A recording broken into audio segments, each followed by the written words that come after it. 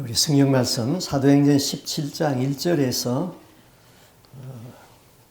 12절 말씀 좀 깁니다마는 뜻을 생각하면서 함께 합독하겠습니다. 그들이 암비볼리아와 아볼로니아로 다녀가 데살로니가에 이르니 거기 유대인의 회당이 있는지라. 바울이 자기의 관례대로 그들에게 들어가서 새 안식일에 성경을 가지고 강론하며 뜻을 풀어 그리스도가 해를 받고 죽은 자 가운데서 다시 살아나야 할 것을 증언하고 이르되 내가 너희에게 전하는 이 예수가 곧 그리스도라 하니 그 중에 어떤 사람 곧 경건한 헬라인의 큰 무리와 적지 않은 기부인도 고난을 받고 바울과 실라를 따르나 그러나 유대인들이 시기하여 저자의 어떤 불량한 사람들을 데리고 떼를 지어 성을 소동하게 하여 야손의 집에 침입하여 그들을 백성에게 끌어내려고 찾았으나 발견하지 못하며 야손과 몇 형제들을 끌고 읍장들 앞에 가서 소리질러 이르되 천하를 어지럽게 하던 이 사람들이 여기도 이르매 야손이 그들을 맞아 들였도다. 이 사람들이 다 가이사의 명을 거역하여 말하되 다른 임금 곧 예수라 하는 이가 있다 하더이다 하니 무리와 읍장들이 이 말을 듣고 소동하여 야손과 그 나머지 사람들에게 보석금을 받고 놓아주니라. 밤에 형제들이 곧 바울과 실라를 베레아로 보내니 그들이 이르러 유대인의 회당에 들어가니라. 베레아에 있는 사람 데살로니가에 있는 사람들보다 더 너그러워서 간절한 마음으로 말씀을 받고 이것이 그리한가 하여 날마다 성경을 상고하므로 그 중에 믿는 사람이 많고 또 헬라의 기부인과 남자가 적지 아니하나. 아멘. 아멘. 사도 바울이 빌립보에서 빌립보 교회를 세웠습니다. 그리고 그들이 데살로니가로 갔습니다. 자, 빌립보에서 데살로니가까지의 거리는 약 한 150km 됩니다. 바울이 거기에서 회당에서 복음을 전했죠. 근데 여기 17장 2절에 보면은 바울이 자기의 관례대로 저희에게 들어가서 새 안식일에 성경을 가지고 강론했다. 관례대로 이 말은 자기의 습관대로 그런 뜻입니다. 자, 누구나 우리는 그 자기의 이루어진 습관이 있습니다. 자, 아침에 일찍 일어나는 것, 그것도 습관이죠. 또 어떤 사람은 저녁에 늦게 자는 것, 그것도 습관이 몸에 젖어서 그렇습니다. 또 일어나자마자 TV 켜는 사람이 있습니다. 또 일어나자마자 신문 보는 사람도 있습니다. 또 우리 신앙인은 일어나자마자 하나님 앞에 기도하는 시간을 갖는 것, 그것도 습관입니다. 자, 부모가 자녀에게 좋은 습관을 가지도록 길러주는 것은 많은 유산을 남기는 것보다 더 낫다 그랬습니다. 블랙우드라는 사람은 말하기를 부모가 자녀에게 남길 3가지 유산이 있다 그랬습니다. 첫째는 좋은 이상이고, 두 번째는 좋은 추억이고, 세 번째는 좋은 습관이다 그랬습니다. 사람은 추억이 아름다워야 됩니다. 과거를 생각하면은 그 마음에 상처받은 이 썸뿌리 감정이 있어서 괴롭다면은 그 인생은 불행한 것입니다. 좋은 추억이 과거에 일어난 사건이라면은 좋은 습관은 오늘 현재에 내가 가지고 있는 것이죠. 그리고 좋은 이상은 미래적인 것입니다. 저는 저에게 갖추어진 습관, 좀 좋은 것들이 있어요. 아침에 일찍 일어납니다. 아침에 일찍 일어나면 늘 성경을 보고 기도를 합니다. 성경은 하루에 정해놓고 읽는 성경이 있습니다. 저녁에 늘 기도하고 잡니다. 그리고 시간만 되면은 제가 책을 손에서 놓지 않습니다. 그래서 제가 책을 읽으면은 다 메모를 하는데 목록을 씁니다. 그 목록이 지난 15년 동안 어제 보니까 500권의 책을 읽었어요. 많이 읽은 겁니다. 여러분, 우리가 대학교 졸업하고 사회생활을 하다 보면은 1년에 한두 권 책 읽는 것도 힘들어요. 그러면 그 책을 읽는 것을 그냥 읽고 버려두면은 잊어버려요. 저는 그것을 다시 한번 줄을 치고 보면서 줄 쳐놓은 곳에서는 내 컴퓨터에다가 다 올려놓습니다. 항상 메모하는 습관이 있기 때문에 제 호주머니에는 항상 연필을 가지고 다닙니다. 그래서 영감이 떠오르면은 전화기다가 메모를 하든지 노트다 메모를 하든지 메모를 합니다. 그리고 저는 늘 하루에 1시간은 운동을 합니다. 이거는 내가 어려서부터 내 몸에 길러진 습관이죠. 이 좋은 습관이 우리에게 있어야 되는 것이죠. 사람은 추억이 아름다워야 됩니다. 그리고 이상이 아름다워야 되고 현재의 습관이 좋은 습관을 가지고 있어야 됩니다. 건강한 사람은 좋은 습관을 가지고 있습니다. 아침에 일찍 일어나는 것 좋은 습관이지요. 규칙적으로 운동하는 것도 좋은 습관이지요. 음식도 제 시간에 맞추어서 먹는 것도 우리 몸에 유익한 습관이 되는 것입니다. 저녁은 7시 전에 먹고 늦은 시간에 먹지 않는 것, 그거 건강에 아주 좋은 습관이죠. 또 음료수 종류는 삼가하고 깨끗한 물을 마시는 것, 그 건강에 아주 좋은 습관이죠. 최소한 여러분 이것만 지켜도 모세만큼은 살 수 있을 거예요. 그런데 건강이 깨진 사람들을 보세요. 밤에 늦게 잡니다. 깨끗한 생수보다는 펩시, 콜라 뭐 이런 것을 즐깁니다.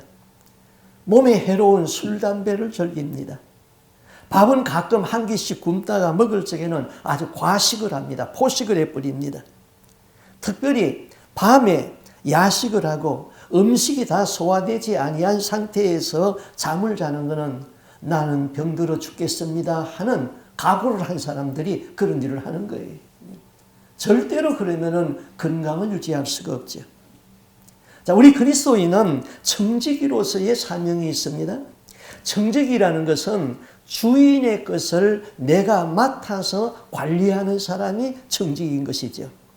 돈, 그건 내 거 아닙니다. 내가 버렸어도 하나님이 나에게 맡겨준 것이죠. 나에게 맡겨주었을 동안에 내가 선한 일을 위하여서 하나님을 위하여서 쓰라고 맡겨준 것입니다. 그거 절대로 가져갈 수가 없어요. 한 푼 못 가져가요. 자녀들에게 다 유산 남겨주봐야 그때뿐이에요. 그것 때문에 자녀들이 서로 형제간의 의가 상해지는 거예요. 내게 맡겨주신 돈은 하나님의 나라를 위해서 다 쓰고 가면은 하나님의 나라에 가서도 내가 받을 상급이 있는 것이죠. 내 몸, 이거 여러분 것입니까? 이거 하나님의 것이에요. 몸은 하나님의 성령이 거하는 성전이라고 그랬습니다. 그 성전은 관리를 잘 해야 됩니다. 나의 육체는 나의 영을 보필하는 기관인 것이죠. 청지기적 사명은 돈에 대한 것만은 아니지요. 자기 몸에 대하여서도 우리는 하나님의 것을 잘 관리하는 청지기로서 살아가는 것이죠. 우리 신앙에도 좋은 습관이 있습니다. 아침에 일찍 일어나서 늘 기도하는 것, 그 경건에 더없이 유익하다 그랬습니다. 디모데전서 4장 8절에 이렇게 말했습니다. 육체의 연습은 약간의 유익이 있으나 경건은 범사에 유익하다. 자, 매일 정해놓고 성경을 읽습니다.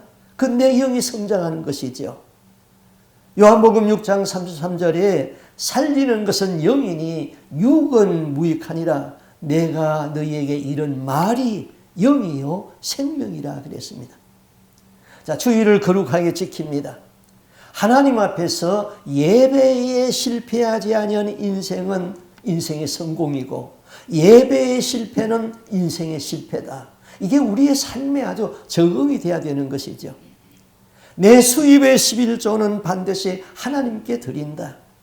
11조를 드릴 수 있는 분은 무력을 다스릴 수 있다 이 말인 것이죠. 내게 있는 물질에 대한 욕심만 다스려도 신앙이 바르게 성장하는 것이죠. 마음의 평안이 있는 거예요. 저는 우리 교회 성도들이 거의 대부분이 다 온전한 11조 생활을 하고 있는 것으로 알고 있습니다. 여러분, 좋은 습관을 만들어야 돼요. 습관은 하루아침에 만들어지지 않잖아요.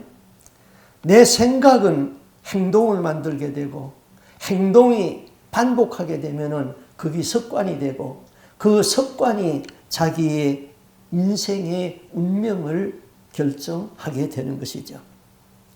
자, 그 다음에 바울이 해당에 들어가서 성경을 풀어서 가르쳤다 그랬습니다. 그런데 바울이 가르친 내용은 구약의 복음을 풀어서 가르쳤는데요. 복음의 핵심이 뭡니까? 복음의 핵심은 예수는 그리스도다. 그게 복음의 핵심입니다. 당시는 구약 신약 성경이 없었잖아요. 유대인들은 구약 성경에서 예언되어진 메시아가 오는 것을 기다리고 있었습니다. 그런데 바울이 구약 성경을 강론하면서 메시아는 예수다. 그렇게 가르친 것이죠. 메시아, 히브리 말이에요. 구약 성경은 히브리어로 기록되었잖아요. 그 다음에 그리스도, 그거는 헬라 말이에요. 신약 성경은 헬라 말로 기록되었어요. 그럼 그리스도나 메시아나 같은 뜻인데 그것은 기름 부음을 받은 자, 그런 의미인 것입니다. 기름 부음을 받았다는 것은 누가 기름 부음을 받았습니까? 구약시대에 제사장과 선지자와 왕을 임직할 적에 기름 붓는 의식이 있었습니다. 그러면은 예수는 그리스도다, 예수는 기름 부음을 받은 자다, 그런 뜻이에요. 자, 우리가 하나님을 만나는 방법에는 두 가지가 있어요. 첫째는 하나님을 인간에게로 모시고 와가지고 하나님을 만나는 것입니다. 그 일을 감당하는 분이 선지자예요. 선지자는 하나님의 말씀을 가지고 와서 백성들에게 이렇게 알려주는 것이죠. 그 다음에 또 다른 하나의 방법은 인간을 하나님에게로 데리고 가서 하나님을 만나는 것입니다. 우리 인생에서 하나님 만남이 없으면은 그건 신앙인이 아닌 것이죠. 날마다 우리는 하나님을 만나야 되는 거예요. 그럼 그 일은 제사장이 했습니다.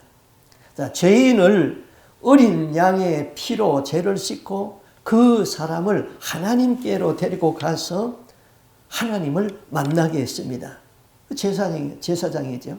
그럼 예수는 그리스도다. 예수는 선지자로 이 세상에 오셨어요. 예수의 말씀은 전부 하나님의 말씀이었어요. 하나님의 말씀을 우리에게 주서 하나님을 만나게 했어요. 예수는 십자가에서 어린 양으로 우리의 죄를 다 담당하고 우리의 죄를 씻고 하나님을 만나게 했어요. 그래서 예수는 만인의 제사장인 것입니다. 그리고 예수는 왕이지요. 만물이 그로 말미암아 창조되었고 만물이 그에게로 돌아갑니다. 예수는 우주를 통치하시는 왕이십니다. 그리고 예수는 내 안에 오셔서 나를 다스리는 왕이 되어야 되는 것이죠.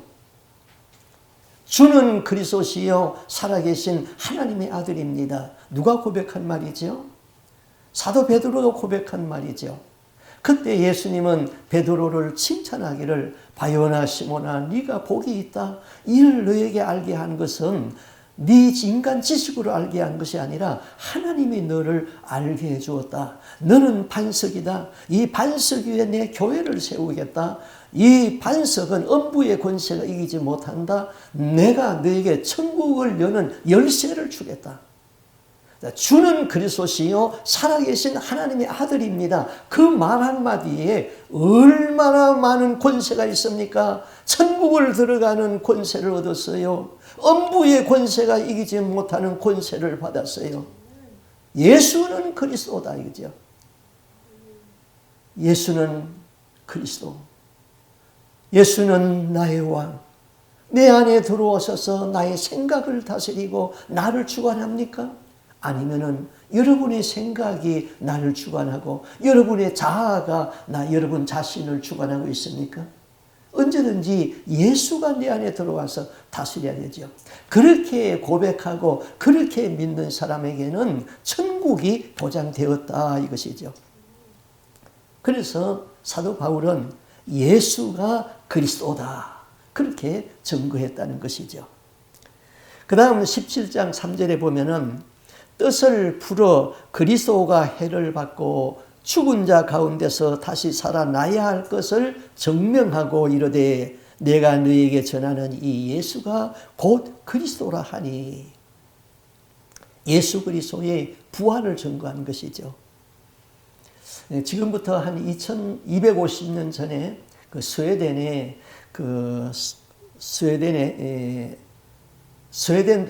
스웨덴 볼이라는 사람이 있었습니다. 스웨덴 볼이 약 250년 전 사람이 그는 목사의 아들로 태어났어요. 그래서 위대한 과학자가 되었습니다. 그런데 57세에 하나님께서 그를 사명자로 불렀습니다. 하나님의 사역자로 불렀어요.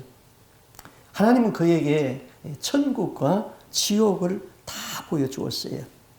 그가 체험한 그 영계에 대한 기록으로 남겼는데 그걸 좀 분별해서 들으면은 우리 신앙에 유익한 점이 많이 있습니다. 자, 우리 몸은 이 육체가 있지요. 그 육체 안에 영이라는 것이 있습니다. 그거를 영체라고 그럽니다. 그러면 이 영체는 내 육체 안에 있습니다. 영체가 육체를 떠나면은 그 다음에는 시간과 공간의 제한을 받지 아니하는 초월된 세계로 들어갑니다. 우리는 시간과 공간의 제한을 받고 있잖아요. 그럼 내 영이 육체를 빠져나가면은 시간과 공간의 제한을 받지 않아요. 사람이 영이 몸에서 빠져나가면은 죽었다고 그러죠. 그런데 그 영이 빠져나가서 지상에 있는 사람들을 보고 있습니다. 그러면은 자기 형제, 부모, 친족들이 이 사람이 죽었다고 울고 있습니다. 그 영이 자기를 보고 있는데 난 여기 살아있는데 왜 저 사람들이 저렇게 죽었다고 울고 있지? 그게 느껴져요. 그 영체도 우리가 가지고 있는 그 오감의 느낌을 분명하게 가지고 있어요. 더 생생하다고 그랬어요. 그래서 육체를 벗어난 영은 오직 예수 믿고 제사함을 받은 영은 천사가 그를 딱 안내해 가지고는 이제 천국으로 날아 들어갑니다. 그 천국은 너무나도 아름답고 너무나도 거룩한 세계입니다. 오늘 우리 권사님이 기도하는 곳에서도 그 천국을 생각할 적에 가슴이 먹먹하다고 그랬잖아요. 그는 늙는 죽음이 없는 곳이에요. 거기는 항상 건강한 청년과 같아요. 병들거나 아픈 것이 없어요. 12과일이 생명과가 있고 생명수가 흐르는 곳이에요. 그리고 시간과 공간의 제약을 받지 아니하는 영원히 사는 나라예요. 그런데 불신자의 영은 마귀가 그를 낚아채 가지고는 지옥으로 끌고 갑니다. 지옥은 빛이 없는 아주 깜깜합니다. 두려움과 아주 공포로 엄습해 있습니다. 여기가 지옥이다. 그걸 깨닫는 순간 그때부터 귀신들의 고문이 시작됩니다. 그 고문은 말로 형용할 수 없는 고문이에요. 그 고문은 정말로 인간이 지옥에 가면은 태어나지 아니하면 못하다고 하신 예수님의 말씀대로 거기에 가면은 안 된다 이것이죠. 스웨덴 보리가 이 천국과 지옥을 다 보고 그것을 책으로 남겼어요. 이번 가끔 그 TV 인터넷에 보면은 그 신성정 목사님이 본 내가 본 천국, 내가 본 지옥 그거를 교회에서 간증을 많이 하시더라고요. 참 유명한 분이죠. 그 총신대학교 대학원장도 하시고 김영선 목사님이 김영선 대통령이 그 출석하던 충현교회의 담임 목사도 하시고 유명하신 분이죠. 근데 그분 간증을 들어보면은 이분이 영분별이 안 돼가지고 사단에게 쏘았구나. 그걸 깨달을 수 있게 돼요. 그 한 썩은 부분이 이랬어요. 어떤 분이 이제 지옥을 가는데 지옥 문 앞에서 아주 아름다운 은혜로운 찬양이 흘러나온다는 거예요. 그 왜 찬양이 흘러나오느냐? 너는 이제 지옥의 앞에 들어가서 고생할 거니까 이제 고생하기 전에 마지막에 너에게 위로해 주는 노래라는 거예요. 여러분, 사단의 생리에 그런 게 없어요. 네. 사단이 그렇게 사람을 위로해주고 그런 게 없어요. 그런데 이분이 귀신에게 속아가지고 천국 지옥을 보니까 그런 말을 한단 말이에요. 우리는 천국 지옥을 좀 분별해서 들으면은 이것이 가짜구나. 그럼 사단은 왜 그런 가짜를 보여줍니까? 가짜 은혜를 받으면은 그거는 사단에게 문을 열어주는 거예요. 사단이 내 안에 들어오라고, 귀신이 들어오라고. 그래서 우리는 잘 분별해서 들어야 된다 이것이죠. 여러분, 예수 잘 믿고 꼭 다 천국 가시기 바랍니다. 네. 자, 이번에는 아멘을 좀 크게 하세요. 여러분, 예수 잘 믿고 다 천국에서 만납시다. 아멘. 네. 자, 죽음을 너무 두려워하지 마세요. 죽음은 이 세계에서 저 세계로 더 좋은 나라로 이사가는 것이라고 생각하면 됩니다. 우리의 몸은 썩어서 흙으로 돌아갑니다. 그러나 믿는 자는 생명의 부활로 나와서 천국으로 들어갑니다. 믿지 아니하는 자의 영은 사망의 부활로 나와서 지옥으로 들어가는 것이죠. 4절 말씀, 그 중에 어떤 사람 곧 경건한 헬라인의 큰 무리와 적지 않은 기부인도 고난을 받고 바울과 실라를 쫓았더라. 여기 기부인이라는 말은 그 영의 성경의 그 리딩 우먼입니다. 지도자급에 있는 여자들, 그러니까 로마의 귀족들이라는 것이죠. 경건한 헬라의 큰 무리와 적지 않은 귀부인들이 바울이 전한 예수를 믿었습니다. 성령이 그들의 마음을 열어서 예수를 구주로 영접을 했습니다. 그러나 복음을 들었지만은 믿지 아니하는 사람들도 있었습니다. 더 적극적으로 바울을 대적하는 사람도 있었습니다. 5절 6절에 보면 이렇게 말했어요. 유대인들은 시기하여 저자의 어떤 괴악한 사람들을 데리고 때를 지어 성을 소동하게 하여 야손의 집에 침입하여 그들을 백성에게 끌어내라고 찾았으나 발견하지 못하며 야손과 및 형제를 끌고 업장들 앞에 가서 소리질러 가로되 천하를 어지럽게 하던 사람들이 여기도 이르매. 자, 유대인들이 시기가 일어났어요. 왜 시기가 일어났습니까? 그들은 매 안식일마다 말씀을 듣고 말씀을 증거했으나 그 말씀에 생명력이 없었어요. 그런데 바울이 전하는 복음에는 생명력이 있었단 말입니다. 많은 기부인들이 바울이 전한 복음을 믿고 따릅니다. 그래서 그들에게는 시기가 생겼습니다. 시기가 생겨서 어떤 일을 했습니까? 저자의 어떤 괴악한 사람들을 데리고 때를 지어 성을 소동했다. 저자의 어떤 괴악한 사람들, 이거는 그 시장 바닥에 있는 어떤 고약한 사람들, 그런 사람입니다. 쉽게 말해서 시장 바닥에서 깡패를 동원했다는 것이에요. 유대인들은 율법을 믿는 사람들이에요. 하나님을 믿는 사람들이에요. 그런데 깡패들을 동원해가지고 폭력을 사용했다. 하나님 믿는 사람들이 폭력을 동원했어요. 법당에서 선하게 살려는 사람들, 스님들이 회의를 하다가 막 강목을 휘두르고 싸우는 것이 신문에 나잖아요. 기독교 교단 총회에서 그냥 욕설이 오고 가면서 어느 폭력을 사용하잖아요. 폭력은 항상 거짓과 친구가 되어 있는 것이죠. 이런 사람들은 종교인으로 살아가는 거예요. 종교인은 절대로 구원받을 수가 없습니다. 교회 안에는 종교인들이 너무나도 많아요. 종교인들의 생각 속에는 예수만 믿으면은, 교회만 나오면은 천국 간다고 생각하기 때문에 그래요. 내가 이런 짓을 하면은 천국에 들어갈 수 없다고, 죄를 지으면은 회개가 이루어져야 된다고 믿는 사람은 그런 일을 할 수가 없지요. 회개하기가 얼마나 힘든데요. 국회에서도 폭력을 사용하잖아요. 정치인과 정치꾼은 다릅니다. 정치는 꼭 필요한 거예요. 정치를 통하여서 백성을 섬기는 일을 하고 정치를 통하여서 국가의 평안과 안녕과 질서를 추구하는 것이 정치예요. 그러나 정치꾼은 국가를 생각하지 아니하고 자기의 사리와 사욕을 추구하는 사람들입니다. 그래서 자기 뜻대로 안 되면은 폭력을 사용하고 거짓말을 하는 것이죠. 바울이 야손이라는 사람의 집에 거하면서 안식일마다 회당에 가서 예수를 전했습니다. 많은 사람들이 예수를 믿었습니다. 그러자 유대인들이 시기심이 일어났습니다. 그래서 유대인들은 시장 바닥에 있는 깡패를 동원해 가지고는 야손의 집에 바울을 잡으려고 침입했습니다. 그러나 바울이 피했죠. 그들이 이렇게 말합니다.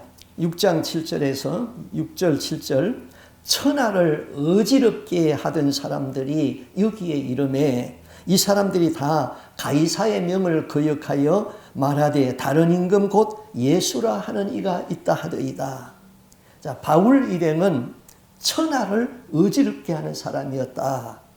이제 영어 성경에는 천하를 뒤집는 사람이었다. 업사이드 다운했다. 자, 그리스도의 복음이 들어가면은 세상의 가치관이 바뀌어지는 것입니다. 마귀가 다스리던 사람 속에 하나님의 말씀의 복음이 들어가면은 새로운 변화가 오게 되고 생명의 역사가 나타나게 되죠. 그야말로 업사이드 다운이 되는 것이죠. 불신자의 입장에서 보면은 천하를 뒤집는 사건이에요. 그리고 소동을 일으키는 사람들은 거짓말도 했잖아요. 가이사의 명을 거역하여 말하되 다른 임금 예수라 하는 이가 있다 하더이다. 가이사는 로마의 황제잖아요. 온 우주를 다스리는 임금 예수가 있다. 이 말은 참말이에요. 그러나 가이사의 명을 거역하여 이 말은 그들의 거짓말이죠. 바울은 위에 있는 권세들에게 그것도 하나님이 주신 것이니까 복종하라 그렇게 가르쳤죠. 자, 이 사람들이 이제 괴악한 사람들을 동원했어요. 종교인들이 깡패를 동원했어요. 율법을 위하는 사람들이 율법을 어기고 깡패를 동원해 가지고는 소란을 피웠습니다. 그리고 야손의 집에 이제 들어가니까 바울이 이미 피하고 없습니다. 그러니까 야손을 잡아다가 거짓 누명을 씌워 가지고는 관원에다가 고발을 했습니다. 참으로 종교인들이 하지 못할 일을 하고 있는 것이죠. 왜 그랬습니까? 시기심 때문이에요. 시기심, 이거 정말 고약한 거예요. 우리 마음속에 다 조금씩 시기심이 있어요. 뭐 시기, 분노, 공포, 원망, 허망한 생각, 자기 학대, 좌절감 이런 거 있어요. 왜 시기합니까? 자기는 그렇게 할 수가 없으니까 시기하는 것이죠. 내가 다 할 수 있다면 왜 시기해요? 시기할 필요가 없죠. 자기보다 못한 사람을 시기하고 질투하는 거 봤습니까? 없습니다. 자기보다 못한 사람을 시기하거나 질투하지 않지요. 결국은 그 열등의식이 문제예요. 열등의식. 자, 우리가 세상을 살다 보면은 여러 층의 사람을 만나게 되죠. 그 중에서 가장 대하기가 어려운 사람이 열등의식을 가지고 있는 사람이에요. 열등의식이 있는 사람은 이래도 문제가 되고 저래도 문제가 되는 거예요. 열등의식이 많은 사람일수록 대하기가 불편하고 대화의 소재를 찾기가 힘들어요. 그러면은 가장 대하기가 편한 사람은 누구입니까? 열등의식을 극복하고 사는 사람이죠. 열등의식이 극복이 되면은 나보다 잘난 사람은 위하여 주고 칭찬하여 주고 박수를 쳐줍니다. 다른 사람이 기쁜 일이 있을 적에 더불어 함께 기뻐해 줄 수 있습니다. 예수님이 이렇게 말씀했잖아요. 자기를 부인하고 자기 십자가를 지고 나를 쫓아라. 이 자기를 부인하지 못하는 사람은 예수 믿는다고 하지만은 자기 십자가에 지지를 못합니다. 이 문제가 많아요. 자기를 완전히 부인해 뿌리면은 평화가 오게 되어 있는 것이죠. 자, 우리가 하나님 앞에 가면은 하나님과 1대1로 대면을 해야 됩니다. 하나님 앞에서는 절대로 다른 사람을 비교할 수가 없습니다. 하나님 앞에서는 내가 이래서 이랬다고 변명도 안 됩니다. 그냥 그대로 있는 모습 그대로 다 드러나게 되어 있죠. 우리는 이 세상에 살 적에 저 사람과 내 사람, 나를 비교해가지고 신앙의 우열을 가리고 그럽니다. 그래서 남보다 못하면은 열등의식이 생기고, 남보다 더 나으면은 자만하고 교만심이 생기고 그러잖아요. 하나님 앞에서는 그럴 수가 없는 것이죠. 시기와 질투심에 붙잡히게 되면은 이성을 지킬 수가 없습니다. 믿음도 버립니다. 하나님의 말씀도 팽개칩니다. 시기 때문에 그 속에서 악이 나오게 됩니다. 그래서 거짓말도 하게 되고 다른 사람을 모함도 하게 되는 것이죠. 여러분, 살인하고 간음하고 도둑질하고 이것만 죄가 아니에요. 내 속에 시기심이 있는 마음, 내 속에 열등의식이 있는 마음, 내 속에 이 자긍하는 교만의 마음, 이것도 죄라는 것이죠. 이런 것에서 자유하지 못하면은 신앙을 제대로 지킬 수가 없습니다.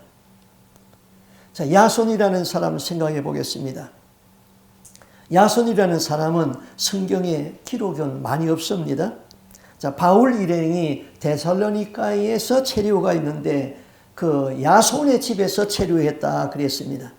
야손이 바울 일행을 자기 집에 머물게 하고 제공하게 하고 집을 제공하고 자기 집에서 묵게 했다. 그게 쉬운 일입니까? 쉽지 않습니다.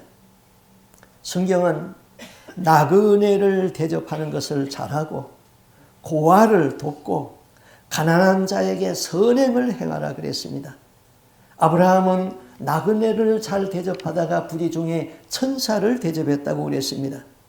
야손은 선행을 하고도 고발을 당했습니다. 매를 맞았습니다. 착한 일을 하는데 고난이 따랐습니다. 그럼 그 고난은 하늘의 상급과 연결이 되는 겁니다. 우리가 자기 십자가를 감당하지 못하고 나만 예수 믿어서 겨우 구원받았다? 어제 저녁에도 제가 말씀했습니다마는 천국에 가면은 상급이 없어요. 지옥 형벌을 면했다는 것은 감사한데 천국에 가서 자기의 집이 없어요. 부끄러운 구원을 받는 거예요. 이왕 예수 믿는 것, 내 몸에 그리스도의 흔적을 지니고 그것이 그리스도의 흔적이 바로 천국에서 상급으로 이어지는 것이죠. 여하튼 우리는 선한 일을 하는 데는, 자기 십자가를 지는 데는 고난이 있어요.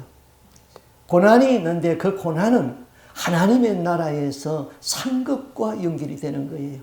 아무런 고난이 없다. 나는 그저 예수 믿었다가 천국 갔다. 천국에서 상급이 없어요. 이왕 예수 믿는 건 좀 철저하게 예수 믿고 하늘의 상급도 마련할 수 있기를 바랍니다. 예. 자, 바울이 데살로니가에서 복음을 전하고 새로운 거기서 세운 교회가 이 데살로니가 교회예요. 그런데 데살로니가 교회 교인들이 밤에 바울을 몰래 베레아로 피신을 시켰습니다. 바울은 데살로니가를 떠났지만은 그곳에 세워진 교회에 2번이나 편지를 했죠. 그것이 데살로니가 전후서 성경입니다. 자, 그 데살로니가 교회에 바울이 세운 그들의 신앙이 어떤가 하면은 데살로니가 후서 3장 2절에 보면은 그들을 칭찬하기를 믿음이 있는 것을 칭찬했는데 믿음은 모든 사람의 것이 아니라 그랬습니다. 참 이거 공감이 가요. 우리가 말씀을 다 같이 듣는데 어떤 사람은 믿음으로 받아들이고 어떤 사람은 믿지 아니에요. 믿음은 하나님이 주시는 선물이에요. 그런데 데살로니가 교회는 믿음이 아주 소문난 교회라고 그랬어요.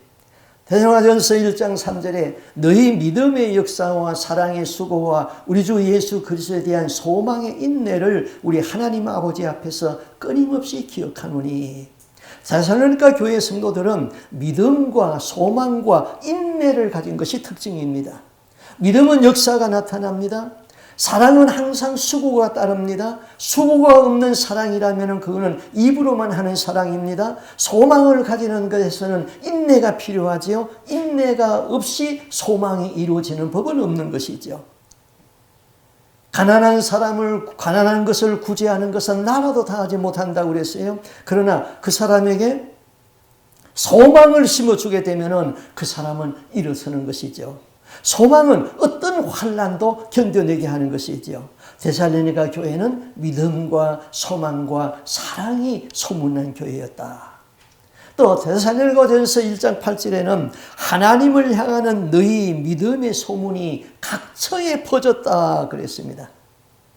자, 우리 교회는 이 데살로니가 교회의 성도들처럼 믿음의 좋은 소문이 각처로 퍼졌으면 좋겠어요.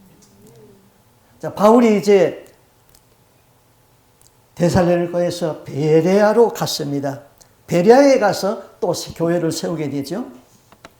11절에 베레아 사람들을 이렇게 특징 지었어요. 베레아에 있는 사람은 데살로니가에 있는 사람들보다 더 너그러워서 간절한 마음으로 말씀을 받고 이것이 그러한가 하여 날마다 성경을 상고함으로 그 중에 믿는 사람이 많고 또 헬라의 기부인과 남자가 적지 아니하였다. 자, 데살로니가 교회 성도들도 자랑스럽습니다만은 베레아에 있는 사람들은 데살로니가에 있는 사람들보다 더 너그러웠다 그랬어요. 옛날 성경에는 너그럽다 이 말을 신사적이어서 그렇게 번역했습니다. 그럼 너그럽다 이 말은 고상하다, 바탕이 좋다, 뿌리가 좋다 그런 뜻입니다. 뿌리가 깊다. 여러분 사람을 사귀어 보게 되면은 바탕이 좋은 사람이 있습니다. 인품이 좋은 사람이 있어요. 좋은 신앙은 좋은 인품에서부터 나옵니다. 바탕이 좋은 사람이 예수도 또 잘 믿습니다. 바탕이 좋지 아니하면은 신앙이 잘 들어가지가 않습니다.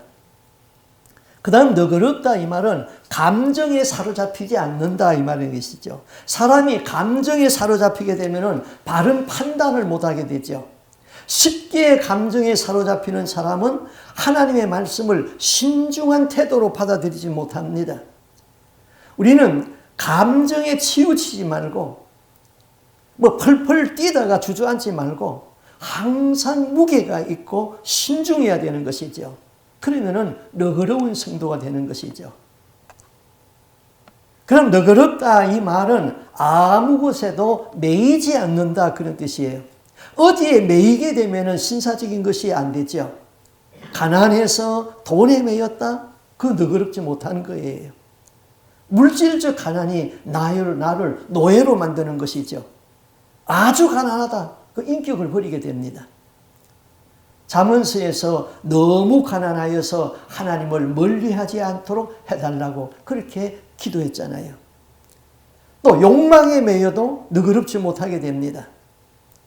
하나님 앞에서 간절히 사모하는 마음은 가져야 하지만은 욕망에 매이게 되면은 너그럽지 못하게 됩니다. 베레아 교인들은 너그러웠다 그랬어요. 그 너그러운 것의 특징은 간절한 마음으로 하나님의 말씀을 받아들였다. 간절한 마음으로 기적을 바라는 것도 아니고 간절한 마음으로 축복을 바라는 것도 아니고 간절한 마음으로 하나님의 말씀을 받았다. 그리고 날마다 성경을 읽은 교회, 날마다 성경을 이것이 그러한가 하여서 읽었다. 이 말씀이 그러한가 하여서 깨달은 마음으로 성경을 보았다. 진리가 깨달아지면 우리 마음이 기쁩니다. 성경을 항상 가까이 읽는 사람은 진리를 많이 깨닫게 되는 것이죠. 진리를 깨달으니 내 안에 기쁨이 있게 되는 것이죠. 그 결과로 믿는 사람이 많아졌다 그랬습니다. 자, 데살로니가 교회는 믿음이 소문난 교회로 특징되었어요. 베레아 교회는 너그러운 교회로 소문이 났어요. 교회라는 것은 이 건물이 교회가 아니잖아요.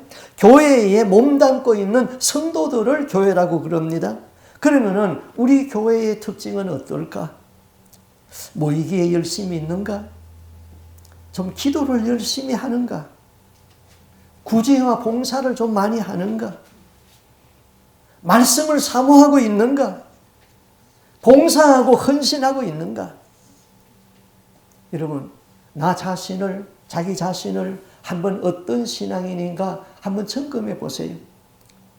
아직도 내 안에 성질이 남아 있어서 쾌쾌 못된 소리 하는가? 남을 배려하지 아니하고 자기중심적인 사람인가? 나는 까다로운가? 불평이 많은 사람인가? 겨우 자기 신앙 하나만 유지하고 있는 건가? 사람 이야기하지 않는가? 나는 허물을 덮어주는 사람인가?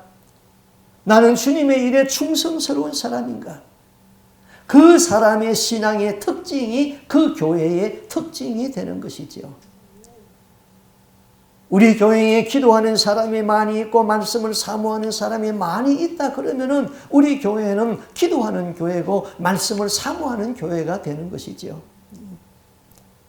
나는 지금까지 어떤 사람으로 살아왔고 앞으로 어떤 사람이 되어야 할 것인가?